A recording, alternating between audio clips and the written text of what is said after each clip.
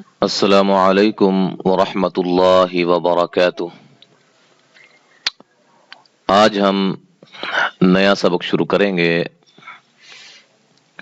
نون قطنی کے حوالے سے۔ نون قطنی اس نون کو کہا جاتا ہے جو بر صغیر پاک و ہند کے قرآن مجید کے رسم الخط کے اندر ہم کو چھوٹی سی نون نظر آتی ہے۔ یہ دیکھیں، یہ جو نون آپ کو نظر آ رہی ہے، نوح کے آگے جو نون ہے چھوٹی سی، اگلے حرف کو ملانے کے لیے جو استعمال ہوتی ہے اس کو نون قطنی کہتے ہیں۔ ٹھیک ہے، اس کا قاعدہ کیا ہے؟ قاعدہ نمبر 1، تنوین کے بعد اگر حمزہ وصل ہو تو اور اس کے بعد آنے والا حرف ساکن ہو تو تنوین کے نون کو زیر دیتے ہیں، کیونکہ حمزہ وصلی درمیان میں گر جاتا ہے۔ جیسے نوح نبنہ، اس نون کو نون قطنی کہتے ہیں۔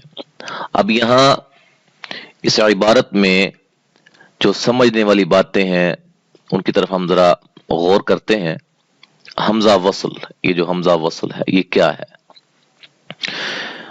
دو حمزہ ہوتے ہیں، حمزے کی دو اقسام ہوتی ہیں، دو قسمیں ہوتی ہیں۔ ایک حمزہ قطعی ہوتا ہے، ایک حمزہ وصلی ہوتا ہے۔ حمزہ قطعی کسے کہتے ہیں کہ پچھلے کلمات کے ساتھ جب اس کو پڑھا جاتا ہے تو وہ گرتا نہیں ہے بلکہ وہ اپنی جگہ پہ قائم رہتا ہے، قطعی ہوتا ہے حمزہ قطعی، وہ اپنی جگہ سے گرتا نہیں ہے۔ حمزہ وصلی کسے کہتے ہیں کہ جو پیچھے سے جب اس کو ملا کے پڑھیں گے اس کلمہ کو تو وہ جو درمیان میں حمزہ وصلی ہوگا، جو حمزہ ہوگا وہ گر جائے گا۔ اس کی مثال یہ آپ کے سامنے ہے۔ یہ اصل میں کیا تھا؟ نوحن ابنہ، کیا تھا؟ نوحن ابنہ، ٹھیک ہے۔ جب ہم نے اس کو ملا کے پڑھا یہ بن گیا نوح نبنہ۔ اب حمزہ جو ہے یہ جو زیر والا تھا وہ ختم ہو گیا، وہ گر گیا، اس کی جگہ یہ نون آ گئی۔ اب یہ نون کیسے آئی؟ یہ قاعدہ جو ہے ایک مرتبہ دوبارہ ملاحظہ فرماتے ہیں، دوبارہ پڑھتے ہیں کہ تنوین کے بعد، تنوین کا آپ کو پتا ہے دو زبر زور دو زیر دو پیش کے بعد اگر حمزہ وصل ہو اور اس کے بعد آنے والا حرف ساکن ہو تو تنوین کے نون کو زیر دیتے ہیں۔ اچھا، اب ہم اس کو سمجھتے ہیں، بڑی توجہ کے ساتھ سمجھنے کی کوشش کریں، انشاءاللہ سمجھ آ جائے گی۔ یہ دیکھیں، یہ ایک کلمات ہیں قرآن مجید کے مبین، اس کے بعد وقف ہوتا ہے ان ابانا لفی ضلال مبین، آگے پھر اقتلوا یوسف، ٹھیک ہے۔ جب ہم ملا کے نہیں پڑھیں گے، مبین پہ وقف کریں گے تو آگے سے جب ہم پڑھیں گے اس کو تو کیسے پڑھیں گے؟ مبین اقتلوا۔ اچھا، مبین پہ سانس لینا ہے، وقف کرنا ہے، ٹھیک ہے۔ یہ نہیں ہے سانس لیے بغیر وقف کیا اور اس کے بعد آگے سے پڑھ دیا، وہ سکتہ کہلاتا ہے، جبکہ یہاں سکتہ نہیں ہے۔ اچھا، یہ اصل میں کیا تھا؟ یہ تھا مبینن، یہ دو زیریں تھی، دو آخر میں زیریں تھیں، اس کے بعد اقتلوا تھا، مبینن اقتلوا۔ اب یہ مبینن جو ہے وہ نن، نون زیر نون نن، اس کو ہم ذرا مزید توڑتے ہیں تو کیا یہ بنے گا؟ یہ اس طرح بن جائے گا مبینن، ٹھیک ہے۔ اب یہ حمزہ ہے اور یہ حمزہ کون سا ہے؟ وصلی، ٹھیک ہے۔ آگے قاف آ گئی ہے اور قاف ساکن ہے، یعنی کہ جزم والی ہے، ٹھیک ہے۔ یہ نون جو ہے یہ بھی جزم والا ہے، یہ بھی قاف جزم والی ہے۔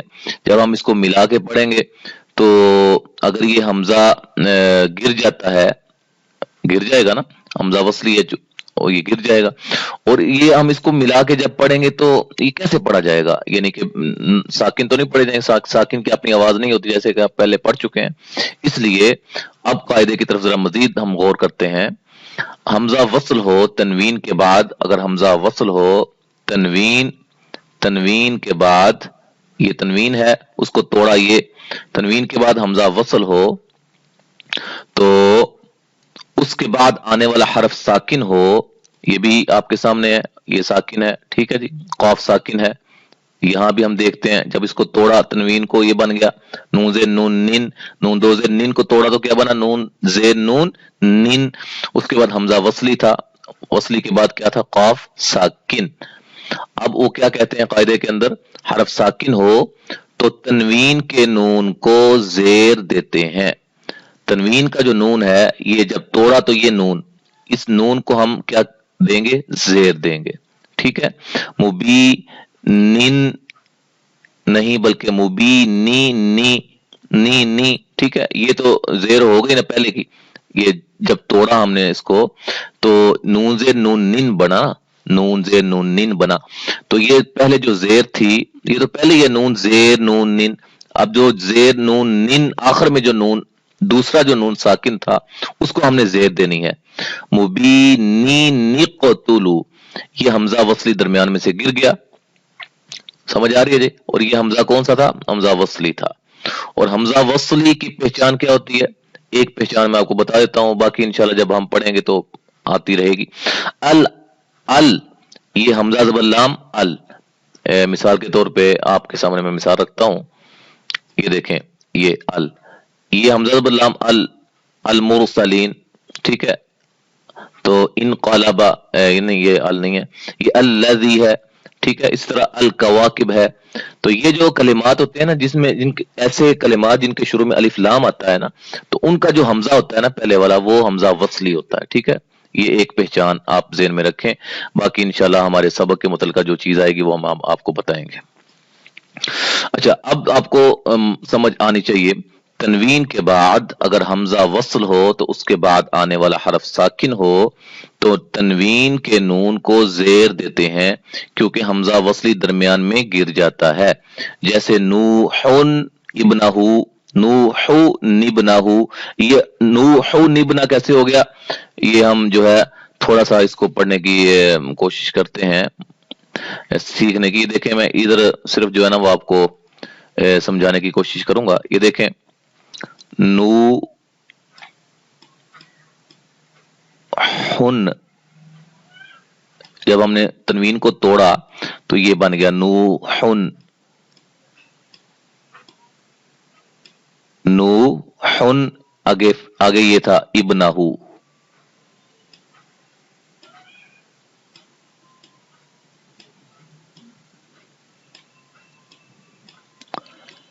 इब्नहु। अच्छा, जब हमने नूहुन, ये हुन असल में था ऐसे, ये ऐसे था नूहुन, फिर इसको हमने तोड़ा जब तनवीन को हुन बन गया। अब उन्होंने क्या है कि तनवीन की नून जो है, ये जो तनवीन की नून है, अब ये नून ये है, उसको हमने जेर देनी है जब हमजा वसली आ जाए, हमजा वसली से आगे हरफ साकिन हो।